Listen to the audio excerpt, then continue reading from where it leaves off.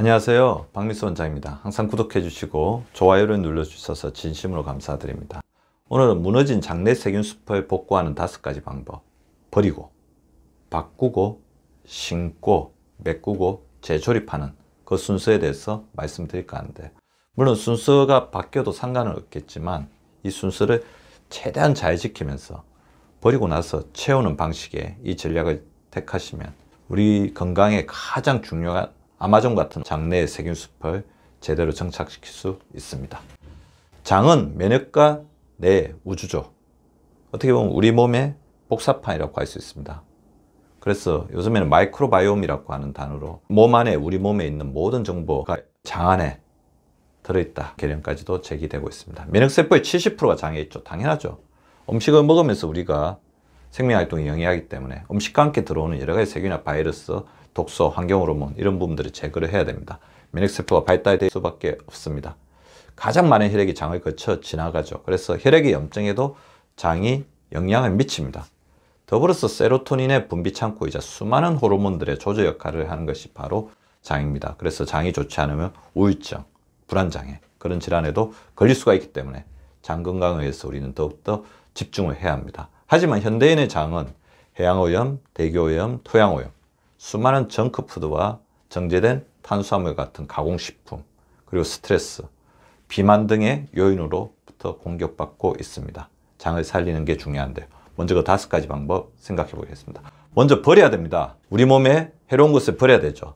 당 독소를 버려야 됩니다. 당이 우리 몸에 들어와서 독소가 된 것을 버려야 되죠. 정제 탄수화물을 줄이는 게 굉장히 중요합니다. 흰색이죠. 밥, 빵면, 소금, 설탕 줄이면 됩니다.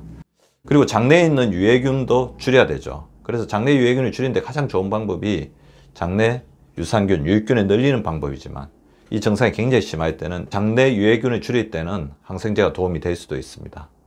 더불어서 현대인의 고질병 중에 하나라고 생각이 되는데요. 우리가 자식 생활을 하고 오랫동안 한자리에서 머무면서 작업을 하면서 생긴 병이죠. 바로 변비입니다. 가식을 하고 그 다음에 수분 섭취가 부족합니다. 이 변비를 해결해 줘야 되죠. 변비가 있다는 것은 우리 몸에서 빠져나가야 될 여러 가지 독소나 음식물 찌꺼기가 밖으로 빠져나가지 않고 우리 몸속에 머물러 있다는 거죠. 변비를 해결하는데 가장 중요한 거 걷는 겁니다. 우리가 걸어야지 장도 움직인다는 거죠. 더불어 제일 중요한 게 수분 섭취죠. 우리 변을 부드럽게 만들어서, 왜냐하면 변이 딱딱하고 아프면 장 점막도 움츠러진다는 거죠. 부드럽게 만든 수분 섭취가 충분해야 합니다. 식이섬유를 섭취해서 변을 뭉치는 역할을 해줘야 되고, 정 안 되면 변비약을 일시적으로 써서라도 이 부분을 해결해 줘야 되죠. 근데 이거를 또 과다하게 사용하다 보면 변비약에 대해서 의존증이 생깁니다. 담당 주치의와 상의하면서 반드시 이 5가지 방법으로 장을 건강하게 만들겠다는 계획하에서 일시적으로 사용해 줘야 되는 거죠. 자, 어떤 음식을 버리고 어떤 음식을 취할 것인가? 왕도는 없습니다. 정해진 것이 없습니다. 수많은 음식이 있습니다. 자기가 어떤 음식을 먹었을 때 호전 반응, 악화 반응을 살피십시오. 어떤 분들은 원장님 어떤 병에는 어떤 음식을 먹으면 안 됩니까? 그렇게 말씀하시는데 세상에 무조건 좋고 무조건 나쁜 음식은 없습니다. 자기에게 맞고 자기에게 맞지 않은 음식, 자기가 어떻게 활용하면 좋은 음식, 어떻게 활용하면 나쁜 음식이 되는 거죠. 자, 근데 그러려면 몸의 호전 반응이나 악화 반응을 봐야 되는데, 그러려면 중독에서 벗어나고 몸을 청정하게 해야 됩니다. 내 몸에서 보내는 신호를 잘 알아야지 몸의 반응이 연결됩니다. 그 다음에 버렸으면 어떻게 해야 됩니까? 바꿔야 되죠.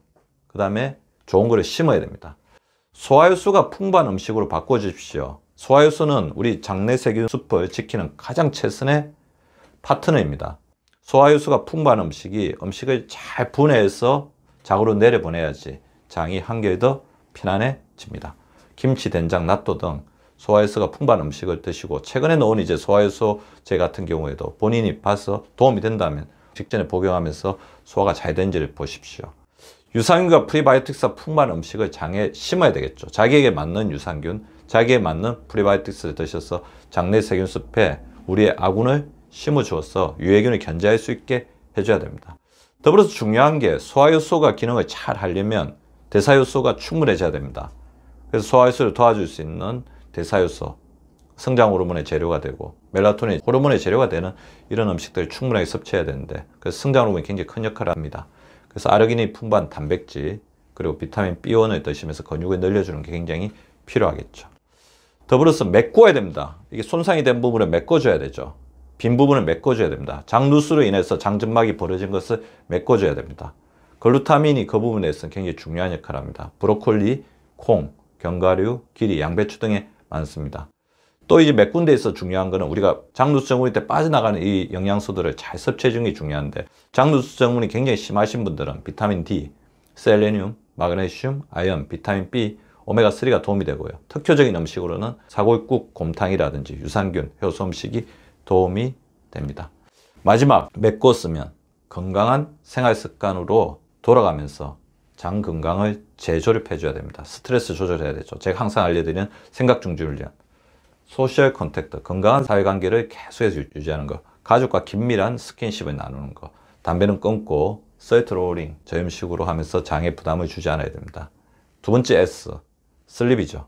낮낮 밤밤, 낮은 낮답게 햇빛 쬐고 밤은 밤답게 빛을 제거해야 됩니다. 멜라토닌과 성장 호르몬이 잘 분비되게 해야 됩니다. 밤에는 빛을 제거해야 되죠. 스마트폰이나 TV를 끄고 암막 커튼을 설치하시기 바랍니다.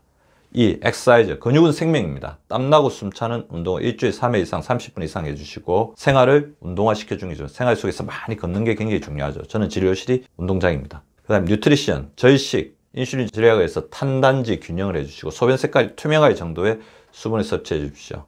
장 건강에 좋은 음식들을 꾸준히 섭취해 주시기 바랍니다.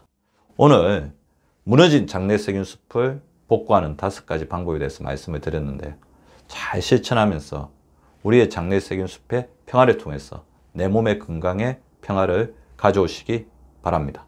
구독과 좋아요는 박미수 박사 TV를 지속시키는 생명력입니다. 많이 구독해 주시고 좋아요를 눌러 주시기 바랍니다. 항상 감사드립니다.